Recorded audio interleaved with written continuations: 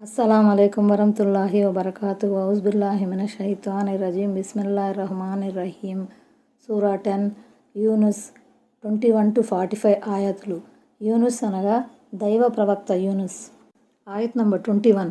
ప్రజలపై ఆపద వచ్చిపడిన తర్వాత మేము వారికి మా కారుణ్యం రుచి చూపితే వెంటనే వారు మా ఆయతులకు వ్యతిరేకంగా ఎత్తులు వేయటం మొదలెడతారు.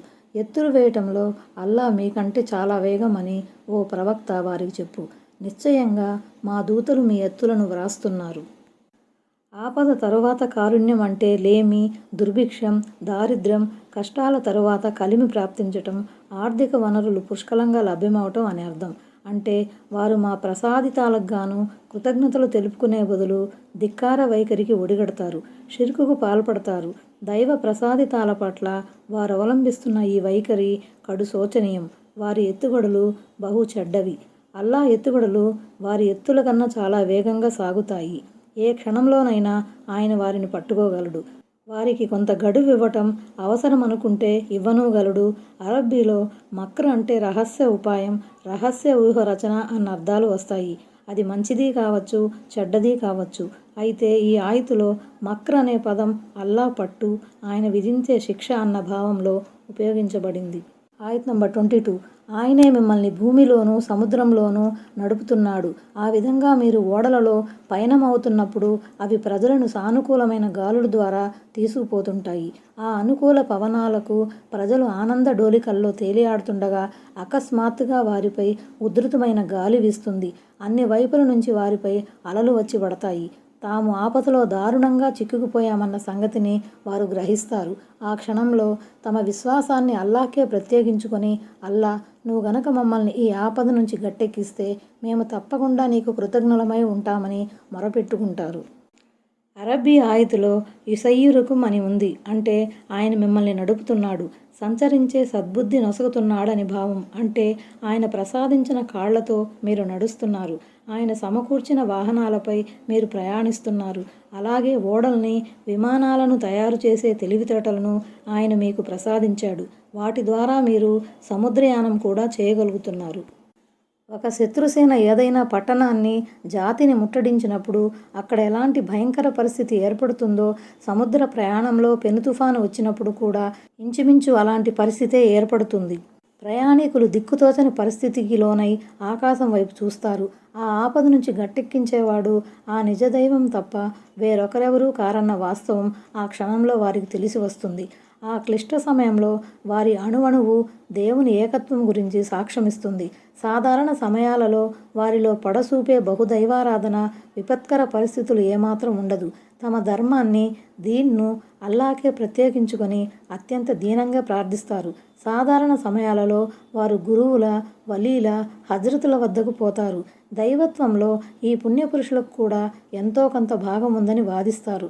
వాళ్ళ ఆసరాతోనే తాము అల్లా సామీప్యం పొందుతామని సగర్వంగా ప్రకటిస్తారు.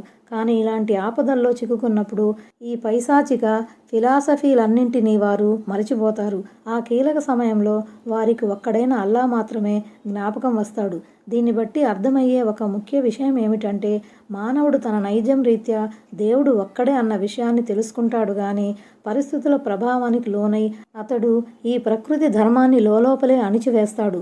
పీకలలోతు కష్టాల్లో కూరుకుపోయినప్పుడు ఆ సహజ ధర్మం జాగృతమవుతుంది. దీని ద్వారా అవగతమయ్యేదేమిటంటే, మానవ నైజం వాంఛించేది, మానవ సమాజం కాంక్షించేది ఏక దైవోపాసనే. దాని పట్ల అతడు వైముఖ్యం చూపలేడు. ఎందుకంటే దాని పట్ల అతడు గనక వైముఖ్యం చూపాడంటే ప్రకృతి పట్ల వైముఖ్యం చూపినట్లే. ఇలాంటి వైముఖ్యం అతన్ని మార్గ విహీనతకు లోను చేస్తుంది. రెండోదేమంటే, బహుదైవోపాసకులు ఇలాంటి ఆపదల్లో చిక్కుకున్నప్పుడల్లా తమ స్వకల్పిత దైవాలందరినీ వదిలిపెట్టేసి ఒక్కడైన అల్లాహ్ను, నిజదైవాన్ని మాత్రమే మొరపెట్టుకునేవారు.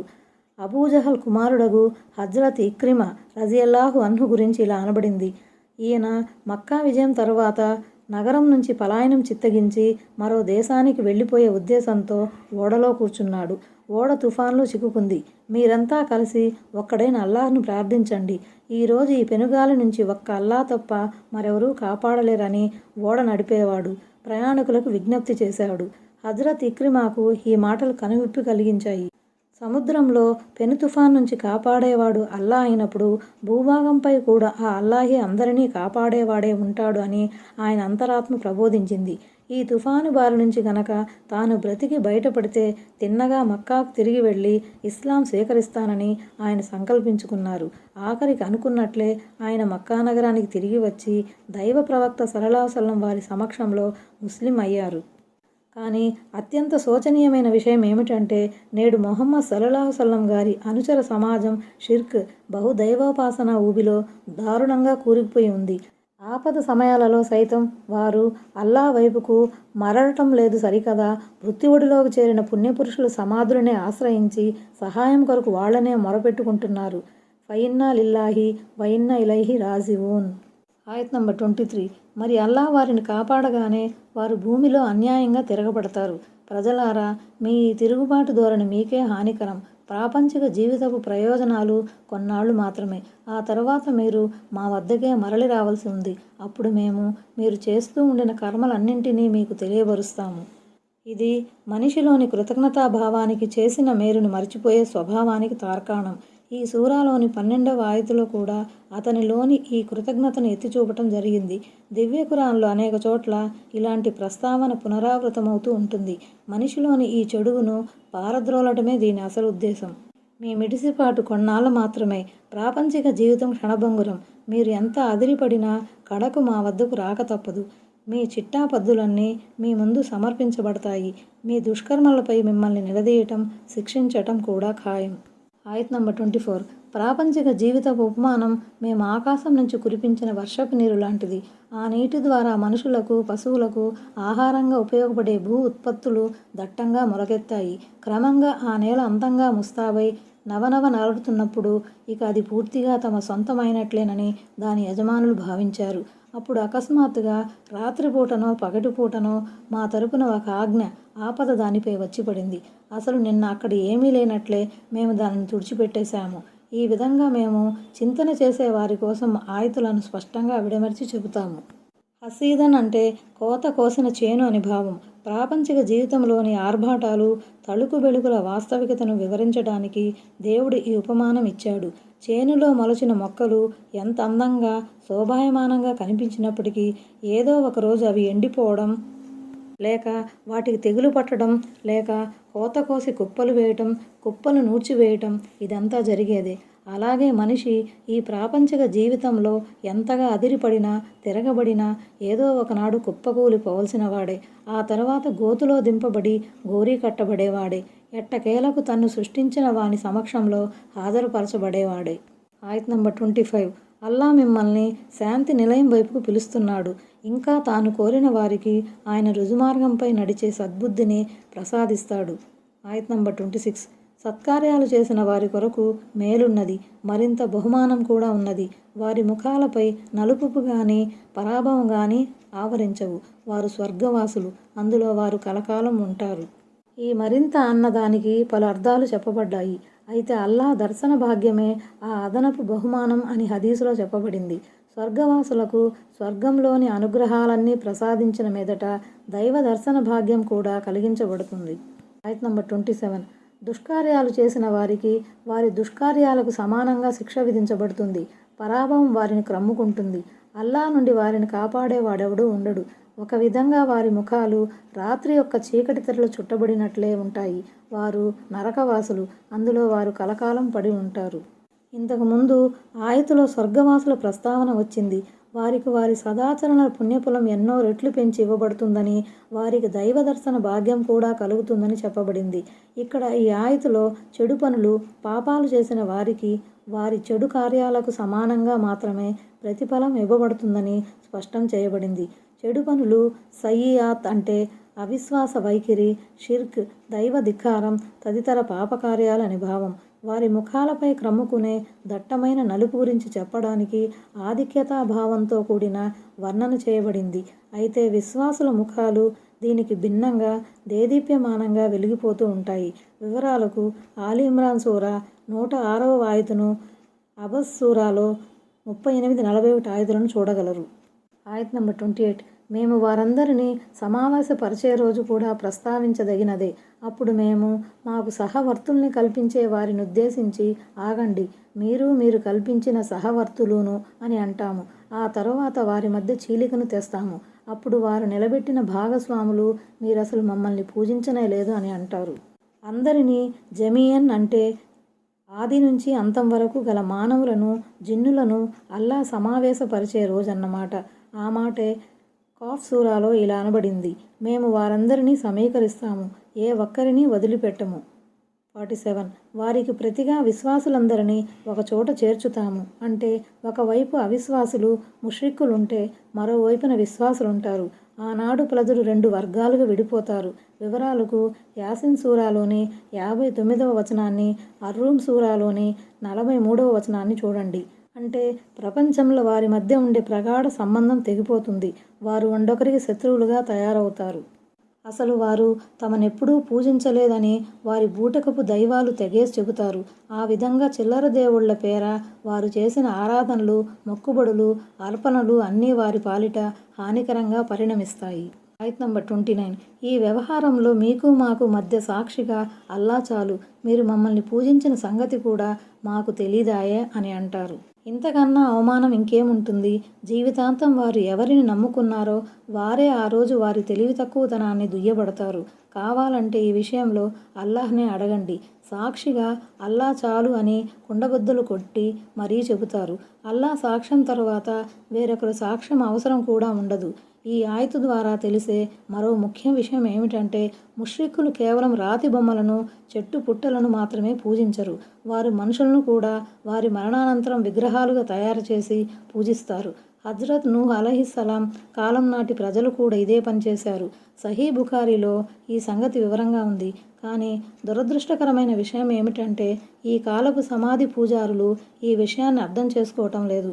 వారు చేస్తున్న సమాధి పూజను ఖురాన్ ఖండిస్తుందని వారికి ఈ ఆయతులు చూపిస్తే దానికి వారు కాదు, ఈ ఆయతు కేవలం రాళ్ళు, రప్పలు, చెట్టుపుట్టల పూజను మాత్రమే ఖండిస్తున్నదని అంటారు. వారి ఈ వైఖరి కడు శోచనీయం. మరో గమనార్హ విషయం ఏమిటంటే, మనిషి ఎంత గొప్పవాడైనా, అతడు ప్రవక్త అయినా సరే, చనిపోయిన తరువాత ప్రపంచంలో ఏం జరుగుతుందో అతనికి తెలీదు. అతని వీరభక్తులు అతని కోసం రొమ్ములు బాదుకున్నా, అతని సమాధి వద్ద సాష్టాంగ ప్రణామాలు చేసినా, అతని గోరీ వద్ద తిరునాళ్లు జరిపించినా, జంతుబలులిచ్చినా అతనికి ఏమీ తెలియదు. ప్రళయ దినాన దైవ సమక్షంలో వారు ఆ మాటే నిర్వంతందంగా చెప్పేస్తారు. అల్లాహ్ ఖాఫ్ సూరా 5-6 ఆయతులలోనూ ఈ విషయం చెప్పబడింది. ఆయత్ నంబర్ 30 అక్కడ ప్రతి వ్యక్తి తాను పూర్వం చేసుకున్న తన కర్మలను పరీక్షించుకుంటాడు. వారు తమ నిజ యజమాని అయిన అల్లాహ్ వైపుకు మరలించబడతారు. వారు కల్పిస్తూ ఉండిన అబద్ధాలన్నీ వారి నుండి మటుమాయమైపోతాయి. అంటే తన కర్మలను తెలుసుకుంటాడు లేదా వాటిని చవిచూస్తాడు, అనుభవిస్తాడని భావం. అంటే వారు కల్పించిన ఏ చిల్లర దేవుడు ఆనాడు వారిని ఆదుకోడు. వారి కోసం సిఫారసు చేయటం అటుంచి అసలు వారు వారికి కనబడనైనా కనబడరు. ఆయత్ నంబర్ 31 ఆకాశం నుండి, భూమి నుండి మీకు ఉపాధిని సమకూర్చేవాడెవడు? చెవులపై, కళ్లపై పూర్తి అధికారం కలవాడెవడు? ప్రాణమున్న దానిని ప్రాణము లేని దాని నుండి, ప్రాణము లేని దానిని ప్రాణమున్న దాని నుండి వెలికి తీసేవాడెవడు? సమస్త కార్యాల నిర్వహణకర్త ఎవరు అని ఓ ప్రవక్త వారిని అడుగు. అల్లాయే అని వారు తప్పకుండా చెబుతారు. మరలాంటప్పుడు మీరు దేవుని శిక్షకు ఎందుకు భయపడరు? ఈ ఆయతు ద్వారా తెలిసేది కూడా అదే. బహు దైవారాధకులు దేవుని సృష్టిని, పోషకత్వాన్ని, పరిపాలనను, ప్రణాళిక రచనను అంగీకరించేవారు. ఇవన్నీ అంగీకరిస్తూ కూడా వారు ఆ ఒక్క దేవుణ్ణి మాత్రమే ఆరాధించాలి అన్న విషయం దగ్గరకొచ్చేసరికి పేచీ పెట్టేవారు. ఆయన దైవత్వంలో ఇతరులకు భాగస్వామ్యం కల్పించేవారు. అందుకే అల్లాహ్ వారిని నరకాగ్నికి ఇంధనంగా ఖరారు చేశాడు. ఈనాడు కూడా తమను నిజమైన విశ్వాసులుగా చెప్పుకునేవారు చాలామంది ఈ ఏకదైవారాధన, తౌహీద్ దగ్గరకు వచ్చేసరికి పప్పులో కాలేస్తుంటారు. అల్లాహ్ వారి హృదయాలలో నిష్కల్మషమైన విశ్వాసాన్ని ప్రోది చేయుగాక. ఆయత్ నంబర్ 32 ఆ అల్లాహే మీ నిజ ప్రభువు. సత్యం తరువాత మార్గ విహీనత తప్ప ఇంకేముంటుంది? మరి మీరు ఎటు మరలిపోతున్నారు అని ఓ ప్రవక్త వారిని అడుగు. ప్రభువు, పాలకుడు, పోషకుడు, సృష్టికర్త, ఆరాధ్య దైవం అల్లాహే అని మీకు తెలిసినప్పుడు ఆయన్ని వదిలి ఇతర దైవాల వైపుకు మీరు పరుగులు తీయటం ఎంతవరకు సమంజసం? అది అపమార్గం తప్ప మరేమీ కాదన్న సంగతి మీకు అర్థం కావటం లేదా? అసలు మీకేమైపోయింది అన్నది దీని భావం. ఆయత్ నంబర్ 33. ఈ విధంగా వారు విశ్వసించరు అన్న నీ ప్రభువు మాట అవిధేయుల విషయంలో సత్యమని రుజువైపోయింది. అంటే అన్ని విషయాలు తెలిసిన మీదట కూడా వారు షిర్కును మానుకోవటం లేదంటే ఇక వారు విశ్వసించబోరు అన్న ప్రభువు మాట అక్షర సత్యమని నిరూపితమైంది. ఎందుకంటే వక్ర మార్గం వదిలి తిన్నని మార్గం వైపుకు రావాలన్న తపన వారిలో ఏ కోసానా లేదు. అలాంటప్పుడు సన్మార్గం కానీ విశ్వాసం కానీ వారికి ఎలా ప్రాప్తిస్తుంది? ఆ మాటే దివ్య ఖురాన్లో మరో చోట ఈ విధంగా చెప్పబడింది. అయితే శిక్షించాలన్న విషయం అవిశ్వాసులపై రూఢీ అయిపోయింది. సూరా అజ్-జుమర్ 71. ఆయత్ నంబర్ 34. ఏమిటి, మీరు భాగస్వాములుగా నిలబెట్టిన వారిలో తొలిసారి సృష్టించి మలిసారి కూడా దాన్ని పునరావృతం చేసే వాడెవడైనా ఉన్నాడా అని వారిని అడుగు. అల్లాయే తొలిసారి సృష్టిస్తాడు, మలిసారి కూడా ఆయనే సృష్టిస్తాడు. మరలాంటప్పుడు మీరు సత్యం నుండి ఎటు కొట్టుకుపోతున్నారు అని వారిని అడుగు. బహుదైవారాధకుల షిర్కులోని డొల్లతనాన్ని బయటపెట్టడానికి వారికి ఈ విధమైన ప్రశ్నలు వేయబడ్డాయి. అల్లాను కాదని మీరు పూజించే ఈ మీ దేవుళ్ళు ఈ జగతిని మొదటిసారి సృష్టించారా? పోనీ రెండవసారి సృష్టించే శక్తిని కలిగి ఉన్నారా? లేదు కదా. మొదటిసారి పుట్టించినవాడు, ప్రళయ దినాన రెండవసారి అందరినీ తిరిగి లేపేవాడు అల్లాహే. మరలాంటప్పుడు మీరు ఈ సత్య మార్గాన్ని వదిలిపెట్టి ఏ వెల్లువలో కొట్టుకుపోతున్నారు? ఆయత్ నంబర్ 35. మీ భాగస్వాములలో సత్యం వైపుకు మార్గదర్శకత్వం వహించేవాడెవడైనా ఉన్నాడా అని వారిని అడుగు. సత్యం వైపుకు మార్గదర్శకత్వం వహించేవాడు అల్లాహ్ మాత్రమే. అలాంటప్పుడు సన్మార్గం చూపేవాడు అనుసరణకు ఎక్కువ అర్హుడా? లేక ఇతరులు సన్మార్గం చూపే వరకు తనంతట తానుగా సన్మార్గం తెలుసుకోలేనివాడా? అసలు మీకేమైపోయింది? మీరిలాంటి నిర్ణయాలు గైకొంటున్నారేమిటి అని వారిని అడుగు. దారి తప్పిన బాటసారులకు సరైన మార్గం చూపేవాడు, హృదయాలను అపమార్గం నుంచి సన్మార్గం వైపుకు మళ్లించేవాడు కూడా అల్లాహే. అల్లాహ్ను వదిలి వారు నిలబెట్టుకున్న భాగస్వాములలో ఎవరికీ ఈ శక్తి లేదు. అన్నీ తెలిసినవాడు, అందరి మొరలను ఆలకించేవాడు, సన్మార్గం చూపేవాడు మీ విధేయతకు తగినవాడా? లేక చెవిటివాడుగా గుడ్డివాడుగా ఉండేవాడు మీ అనుసరణకు యోగ్యుడా? వాడికి సైతం దారి తెలీదు, మీకు దారి ఎలా చూపిస్తాడు? మీరు సృష్టికర్తను, సృష్టించబడిన వారిని ఒకే వరుసలో ఎలా నిలబెడుతున్నారు? మీ బుద్ధి ఈ విషయాన్ని ఎలా అంగీకరిస్తుంది? ఆయత్ నంబర్ 36. వారిలో అధికులు కేవలం ఊహలను, అనుమానాలను అనుసరిస్తున్నారు. నిశ్చయంగా అనుమానం సత్యం ముందు దేనికీ పనికిరాదు. వారు చేసేదంతా అల్లాహ్కు తెలుసు. వాస్తవాల, నిదర్శనాల ఆధారాల ముందు అంచనాలు, కాకి లెక్కలు, మూఢనమ్మకాలు, ఊహలు ఏమాత్రం నిలువజాలవన్న సంగతి తెలిసి కూడా వారు ఊహలనే అనుసరించటం కడు శోచనీయం. దివ్య ఖురాన్లో జన్ అనే పదం అనుమానం, నిశ్చయం అన్న భావంలో కూడా వాడబడుతుంది. అయితే ఇక్కడ మాత్రం అనుమానం అన్న భావంలోనే వాడబడింది. అంటే మంకుతనంతో మూర్ఖంగా వ్యవహరించినందుకు ఆయన వారిని శిక్షించడం ఖాయం. ఎందుకంటే తమ వద్ద తమ వాదనకు కావలసిన ఆధారాలు లేకపోయినప్పటికీ వారు తమ వైఖరిపై మొండిపట్టు పట్టారు, హఠం చేశారు. దేవుడు ప్రసాదించిన బుద్ధి జ్ఞానాలను ఏమాత్రం ఉపయోగించలేదు. ఆయత్ నంబర్ 37.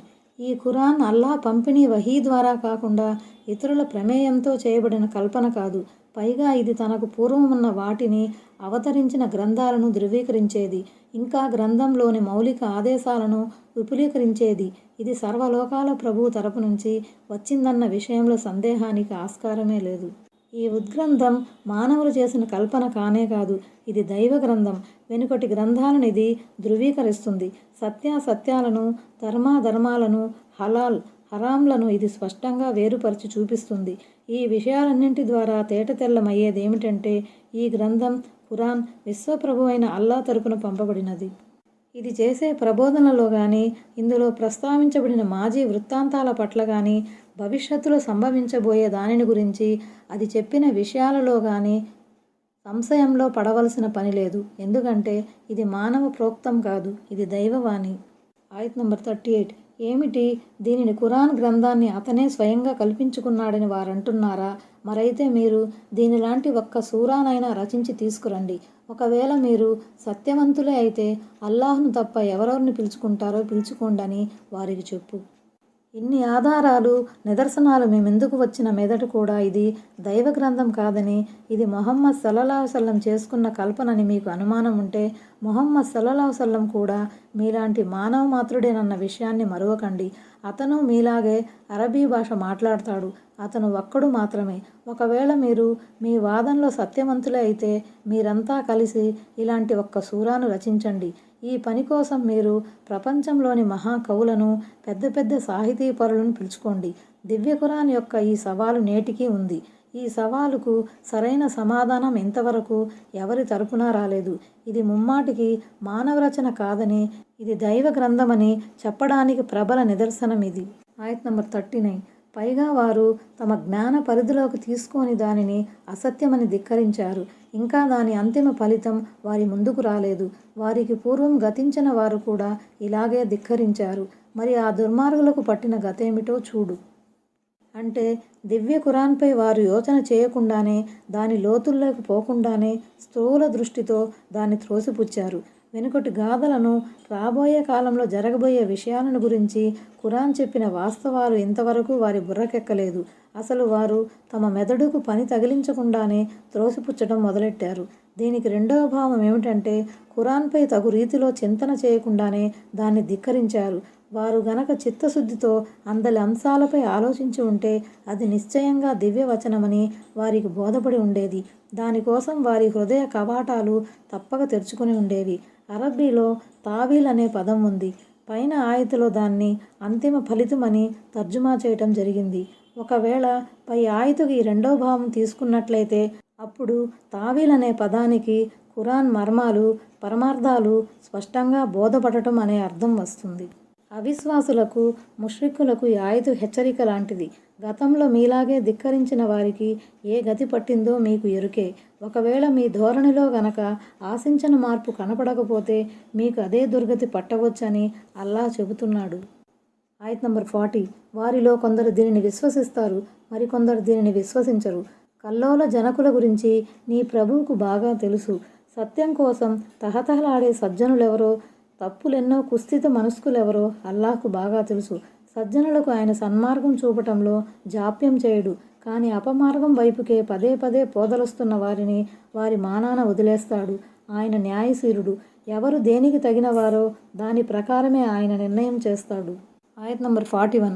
ఒకవేళ వారు నిన్ను ధిక్కరిస్తూనే ఉంటే నా పని నాది, మీ పని మీది. నా పనుల బాధ్యత మీపై లేదు, మీ పనుల బాధ్యత నాపై లేదు అని ఓ ప్రవక్త వారికి చెప్పేయి. శక్తి వంచన లేకుండా ప్రబోధించిన పిదప కూడా వారు తమ ధిక్కార వైఖరిని మానుకోకపోతే బోధించటం వరకే నా పని. ఆ పనిని నేను సాయశక్తులా నెరవేర్చాను. ఇక మీ పర్యవసానానికి సంబంధించిన బాధ్యత నాపై ఎంతమాత్రం లేదు. అందరూ దైవ సమక్షంలో హాజరు కావలసిన వారే. అక్కడ ప్రతి ఒక్కరూ తమ తమ కర్మలకు జవాబివ్వవలసి ఉంటుంది అని వాళ్లకు చెప్పమని అల్లా తన ప్రవక్తకు సూచించాడు. అల్ కాఫిరిన్ సూరాలోనూ ఈ మాటే అనబడింది. ఇదే మాటను దైవ ప్రవక్త హజ్రత్ ఇబ్రహీం అలైహిస్సలాం కూడా చెప్పినట్లు అల్ ముంతహీన సూరా 4వ ఆయతులో ప్రస్తావించబడింది. మీతోనూ నిజదైవాన్ని వదిలి మీరు పూజించే ఇతర దైవాలతోనూ మాకు ఎలాంటి సంబంధం లేదు. మేము మిమ్మల్ని మీ మిథ్యా విశ్వాసాలను త్రోసిపుచ్చుతున్నాము. ఆయత్ నంబర్ 42. వారిలో కొందరు నీ మాటలను శ్రద్ధగా వింటుంటారు. ఏమిటి, ఏమాత్రం అర్థం చేసుకోలేని చెవిటి వారికి నీవు వినిపించగలవా? వారు ఏదో మొక్కుబడిగా ఖురాన్ వింటారే గాని దాని ద్వారా మంచిని గ్రహించాలన్న కోరిక వారిలో ఏ కోసానా ఉండదు. అందుకే వారికి ఉపదేశించటం చెవిటివారి ముందు శంఖం ఊదటం లాంటిదే. హితబోధ వారికేమాత్రం ప్రయోజనకారి కాజాలదు. ఒక వ్యక్తి చెవిటివాడే ఉండి ఆ పైన అతనికి బుద్ధి కూడా లేకపోతే లాభమేమీ ఉండదు. చెవిటివాడే ఉండి కనీసం సైగల ద్వారా విషయాన్ని గ్రహించినా పర్వాలేదు. ఆ మాత్రం గ్రాహ్య శక్తి కూడా లేని బధిరుడు దేనికి పనికిరాడు. ఆయత్ నంబర్ 43. వారిలో కొందరు నిన్ను చూస్తారు, కానీ కొద్దిపాటి మనోనేత్రం కూడా లేని అందులకు నువ్వు మార్గం చూపగలవా? అలాగే మరికొంతమంది నీ వంక చూస్తుంటారు, కానీ వారి చూపుల్లోని ఉద్దేశం వేరు. అందుకే ఒక అంధునికి మార్గం చూపటం ఎంతో, ఇలాంటి వారికి మార్గదర్శకత్వం వహించడం కూడా అంతే. అందున కంటి చూపుతో పాటు మనోనేత్రం కూడా లేని అందులకు మార్గం చూపటం మరీ కష్టం. కొంతమంది గుడ్డివారు కంటి చూపును కోల్పోయినప్పటికీ తమ మనోనేత్రం ద్వారా వారు సన్మార్గంలో ఎంతో ముందంజ వేస్తారు. కానీ వీళ్ళు 2 రకాల చూపులను కోల్పోయారు. మహాప్రవక్త సల్లల్లాహు అలైహి వసల్లంను ఓదార్చడానికి ఈ ఉదాహరణ ఇవ్వబడింది. తన దగ్గరకు వచ్చే రోగికి చికిత్స చేయించుకునే విషయంలో ఏమాత్రం చిత్తశుద్ధి లేదని వైద్యునికి తెలిసినప్పుడు వైద్యుడు కూడా ఆ రోగి పట్ల శ్రద్ధ చూపడు. ఆ రోగి కోసం తన తెలివితేటలను, విలువైన కాలాన్ని వృధా చేయడు. ఆయత్ నంబర్ 44. అల్లా ప్రజలకు ఏ కాస్త అన్యాయం కూడా చేయడు, కానీ ప్రజలే తమకు తాము అన్యాయం చేసుకుంటారు. అంటే దేవుడు వారికి శక్తి సామర్థ్యాలన్నింటినీ ప్రసాదించాడు. వారికి కళ్ళిచ్చాడు, వాటితో వారు చూడగలుగుతున్నారు. వారికి చెవులిచ్చాడు, వాటితో వారు వింటున్నారు. బుద్ధి జ్ఞానాలను ఇచ్చాడు, వాటి ద్వారా వారు మంచి చెడులను, సత్యాసత్యాలను పరికించగలుగుతున్నారు. అయితే వీటన్నింటినీ ఉపయోగించి కూడా వారు సన్మార్గం తెలుసుకోలేకపోతున్నారంటే అది దేవుడు చేసిన అన్యాయం కానే కాదు, వారంతట వారే తమ ఆత్మలకు అన్యాయం చేసుకుంటున్నారు. ఆయత్ నంబర్ 45. అల్లా వారిని సమీకరించే ఆ రోజు గురించి జ్ఞాపకం చెయ్యి. అప్పుడు వారికి తాము ప్రపంచ జీవితంలో దినములో ఒక గడియ కాలం ఆగి ఉన్నామేమో అనిపిస్తుంది. అల్లాహ్ను కలుసుకునే విషయాన్ని అసత్యమని త్రోసిపుచ్చిన వారు నిస్సందేహంగా నష్టపోయారు. వారు సన్మార్గం పొందేవారు కారు. ప్రళయ దినపు స్థితిగతులను చూసేసరికి వారికి దిమ్మ తిరిగిపోతుంది. ప్రాపంచిక జీవితంలోని భోగభాగ్యాలన్నీ వారి స్మృతిపథంలో నుంచి చెరిగిపోతాయి. ప్రపంచంలో తాము మహా అయితే ఒక రోజులో కొద్దిసేపు ఉండి ఉంటామని వారికి అనిపిస్తుంది. బహుశా ఒక దినంలో ఉదయమో సాయంత్రమో ఉండి ఉంటామని వారికి అనిపిస్తుంది. సూరా అన్నాజియాత్ 46. ప్రళయ దినంలోనూ అనేక పరిస్థితులు ఉంటాయి. ఒక స్థితిలో వారు వండొకరిని గుర్తుపడతారు, మరొక దిశలో గుర్తుపట్టలేరు. వారి మధ్య బంధుత్వాల ధ్యాస ఉండదు. ఒకరింకొకరిని కనీసం అడిగి చూడరు. సూరా అల్ మోమినూన్ 101. ఇంకొక సమయంలో పరస్పరం నిందారోపణలు మొదలెడతారు. మీ మూలంగానే మేము పెడదారి పట్టామని ఒకరంటే, మీ వల్లనే మేము నష్టపోయామని ఇంకొకరంటారు. అస్సలాము అలైకుం వరహ్మతుల్లాహి వబరకాతుహు.